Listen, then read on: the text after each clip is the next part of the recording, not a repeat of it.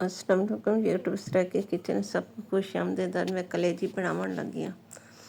ਉਹਦੇ ਵਾਸਤੇ ਕਲੇਜੀ ਤੇ ਛੋਟੇ ਛੋਟੇ ਪੀਸ ਕਰਕੇ ਨਾ ਉੱਤੋਂ ਬਿਲਹਾ ਗਏ ਇਨਸਾਨ ਝੀਲੀ ਜਿਹੜੀ ਹੈ ਵੀ ਬਰੀਕ ਵਾਲੀ ਬਿਲਕੁਲ ਅੱਛੀ ਤਰ੍ਹਾਂ ਸਾਫ ਸੁਥਰਾ ਕਰ ਗਏ ਇਨਸਾਨ। ਕਿਉਂਕਿ ਮੈਂ ਹੱਥ ਇੱਕ ਕੇ ਪੇ ਇੱਕ ਹੱਥ ਨਾਲ ਮੋਬਾਈਲ ਪਕੜਾ ਤੇ ਇੱਕ ਹੱਥ ਨਾਲ ਇਹ ਝੀਲੀ ਲਾਈਂਦੀ ਪਈ ਹਾਂ ਤੇ ਇਸ ਤਰੀਕੇ ਨਾਲ ਇਹ ਵੀ ਬਿਲਕੁਲ ਸਾਫ ਥੀ ਵੈਸੀ ਬੋਟੀ।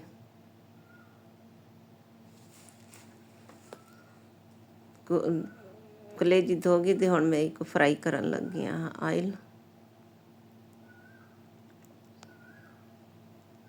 ਆਇਲ ਦੇ ਵਿੱਚ ਹੀ ਮੈਂ ਕਲੇਜੀ ਪਾ ਲਈ ਸਾਂ ਫਰਾਈ ਥੀਵਣ ਵਾਸਤੇ।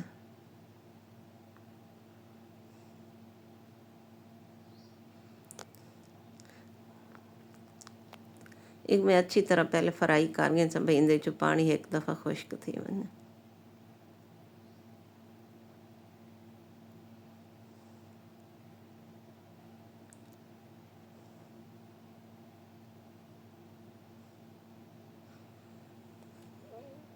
कलेजी फ्राई थी चुकी। अदरक ਦਾ ਪੇਸਟ ਤੇ ਲਸਣ ਦਾ ਪਾਣੀ ਵੀ ਕੱਢ ਕੇ ਫਰੀਜ਼ ਕੀਤਾ ਹੋਇਆ ਉਹ ਵਿੱਚ ਪਾ ਦਿੱਤਾ। ਟਮਾਟਰ ਬਰੀਕ ਬਰੀਕ ਕੱਟ ਕੇ ਪਾ ਦਿੱਤੇ। ਕੁੱਟੀਆਂ ਹੋਈਆਂ ਮਿਰਚਾਂ, ਹਲਦੀ,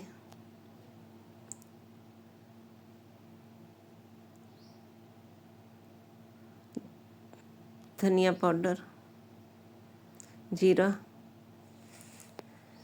लूण।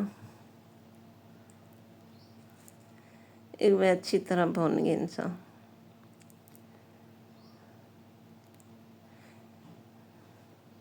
एक दफा ढक्कन दे के भाई को गलन वास्ते खड़ा दी तो बिल्कुल गल चुकी है पी क्योंकि झीली लथे ना ये जल्दी भैया गलती है।